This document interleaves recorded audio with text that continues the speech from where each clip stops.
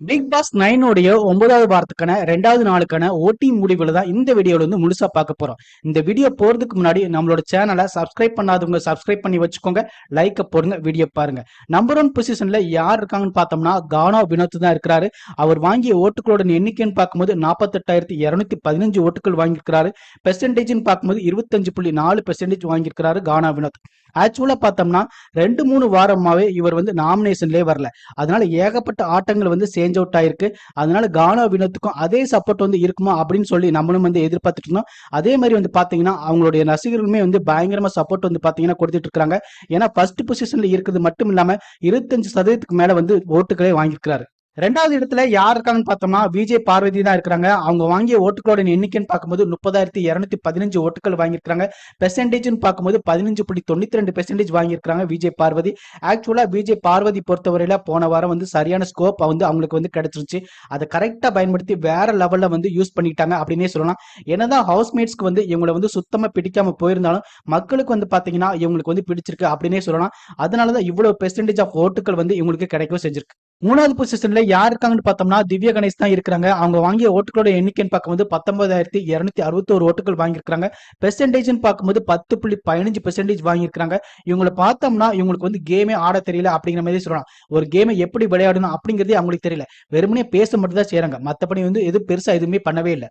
4வது பொசிஷன்ல யாருக்காகன்னு பார்த்தோம்னா விக்ரம் தான் இருக்கிறாங்க. இவர் வாங்கிய ஓட்டுகளோட எண்ணிக்கைன்னு பார்க்கும்போது 17,237 ஓட்டுகள் வாங்கியிருக்காங்க. பெர்சன்டேஜ்னு பார்க்கும்போது 9.8% வாங்கியிருக்காங்க விக்ரம். ஆக்சுவலா இவர் பார்த்தோம்னா போன வாரம் ஃபர்ஸ்ட் பொசிஷன்ல இருந்தாங்க. செகண்ட் பொசிஷன் வந்து பார்வதி தான் இருந்தாங்க. ஆனா விக்ரமுடைய பத்தியை வந்து மக்கள் புரிஞ்சுக்கிட்டாங்க அப்படிங்கிற மாதிரி தான் தெரியுது. அதனாலதான் வந்து இவருடைய வாக்குகள் வந்து படிப்படியாக குறைஞ்சிக்கிட்டே இருக்கு. அடுத்தது 5வது பொசிஷன்ல யார் இருக்காங்கன்னு பார்த்தோம்னா கமருதீன் இருக்கிறாரு. அவர் வாங்கிய ஓட்டுகளோட எண்ணிக்கைன்னு பார்க்கும்போது 16,328 ஓட்டுகள் வாங்கியிருக்கிறாரு. பெர்சன்டேஜ்னு பார்க்கும்போது வந்து 8.66% வாங்கியிருக்கிறாரு கமருதீன். இவரை பார்த்தோம்னா டபுள் கேம் விளையாடிட்டு இருக்காரு அப்படின்னே சொல்லலாம். குறிப்பா வந்து ஆர்ஆர் கிட்ட கொஞ்ச நேரம் பேசிட்டு இருக்காரு. அப்புறம் வந்து பார்வதி கிட்ட பேசிட்டு இருக்காரு. இவர் எப்படி சொல்றாருன்னா பார்வதியை வந்து வேற மாதிரி பாக்குறதாவும் ஆர்ஆரை வந்து ஃப்ரெண்டா பாக்குறதாவும் சொல்லிட்டு இருக்காரு. 6வது பொசிஷன்ல வந்து சாண்ட்ரா இருக்கிறாங்க. அவங்க வாங்கிய ஓட்டுகளோட எண்ணிக்கைன்னு பார்க்கும்போது 10,779 ஓட்டுகள் வாங்கியிருக்காங்க. பெர்சன்டேஜ்னு பார்க்கும்போது 5.68% வாங்கியிருக்காங்க சாண்ட்ரா. சாண்ட்ராவுக்கு ஆரம்ப கட்டத்தில் வந்து ஒரு நல்ல ஸ்கோப் இருந்துன்னே சொல்லலாம். எதுக்காகனா அந்த சீக்ரெட் டாஸ்க்லாம் நடந்துச்சுல, அதனால அதுக்கப்புறம் வந்து இவங்களோட கேமே மாறிடுச்சுனே அப்படி சொல்லலாம். என்ன பண்றதுன்னு தெரியாம முடிச்சிட்டு இருக்காங்க. இப்போ வந்து பாத்தீங்கன்னா அவங்க வந்து எப்படி கேம் விளையாடுறது அப்படிங்கிறது திண்டாடிட்டு இருக்காங்க. 7வது பொசிஷன்ல வந்து பிரஜன் இருக்கிறாரு. அவர் வாங்கிய ஓட்டுகளோட எண்ணிக்கைன்னு பார்க்கும்போது 10,250 ஓட்டுகள் வாங்கியிருக்காரு. பெர்சன்டேஜ்னு பார்க்கும்போது 5.66% வாங்கியிருக்கிறார் பிரஜன் வந்து உள்ள வரும்போது ஒரு பேப்பர் ரவுடி அப்படின்னு சொல்லிட்டு ஒரு பட்டத்தோட தான் உள்ளே வந்தாரு. கொஞ்சம் அவர் வந்து அவர் வாயை கட்டுப்பிடித்திருந்தாலே போதும், அவருக்கு வந்து நல்ல வாக்குகள் வந்து கிடைச்சிருக்கும். அவருடைய ஃபேன்ஸுமே எல்லாருமே வந்து வாக்குகள் வந்து கொடுத்திருப்பாங்க. ஆனா வந்து அவர் வந்து வாயை வந்து ரொம்ப லூஸ் விட்டதுனால என்னடா இந்த மாதிரி ஒரு ஆளா இருக்கனே அப்படின்னு சொல்லிட்டு யோசிக்கிற அளவுக்கு வந்து பாத்தீங்கன்னா அவர் பண்ணி விட்டாரு. அதனாலதான் வந்து அவரோட வாக்குகள் வந்து குறைஞ்சுக்கிட்டே இருக்கு. 8வது பொசிஷன்ல வந்து கனி இருக்கிறாங்க. அவங்க வாங்கிய ஓட்டுகளோட எண்ணிக்கைன்னு பார்க்கும்போது 10,154 ஓட்டுகள் வாங்கியிருக்காங்க. பெர்சன்டேஜ்னு பார்க்கும்போது 5.35% வாங்கியிருக்காங்க கனி. இவங்களை பொறுத்தவரையில ஒரு கன்னிங்கான கேம் தான் விளையாடுறாங்க அப்படின்னே சொல்லலாம். எதுக்காகனா இவங்களுக்கு வந்து பார்வதியை சுத்தமா பிடிக்கவே செய்யாது. அதனாலேயே பார்த்தோம்னா பார்வதி மேல ஒரு வன்மத்தை வச்சுட்டு விளையாடுறாங்க அப்படிங்கிற மாதிரி தான் இப்ப வரைக்குமே இருக்குது. 9வது பொசிஷன் வந்து யாருக்கான்னு பார்த்தோம்னா அமித் பார்கவ் தான் இருக்கிறாரு. அவர் வாங்கிய ஓட்டுகளோட எண்ணிக்கைன்னு பார்க்கும்போது வந்து 9,436 ஓட்டுகள் வாங்கியிருக்காங்க.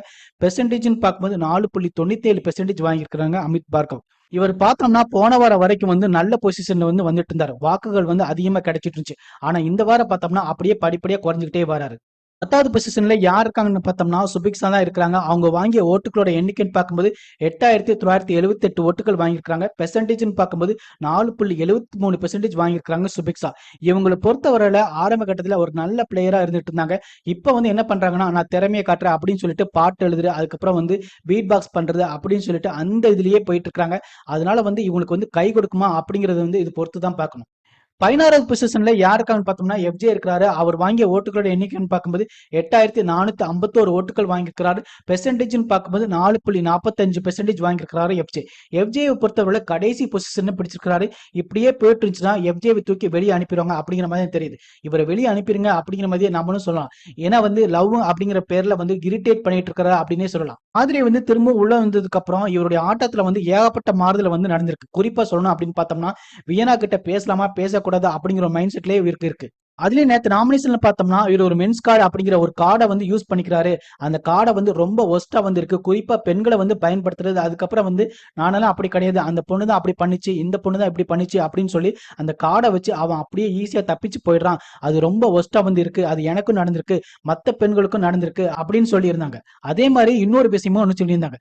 கனி வந்து அவரை வந்து கண்டுக்கிறதே கிடையாது. கனி வந்து அவரை வந்து ஒரு ஃப்ரெண்டா பாக்குறாரா இல்லைன்னா தம்பியா பாக்குறாங்களா, எப்படி இருந்தாலும் சரி மத்தவங்களெல்லாம் வந்து கேள்வி கேட்கக்கூடிய கனி ஏன் எஃப்ஜேவை கேள்வி கேட்கறதுல அப்படின்னு சொல்லி 2 பேருமே வந்து நாமினேஷன் பண்ணியிருந்தாங்க ஆதிரை.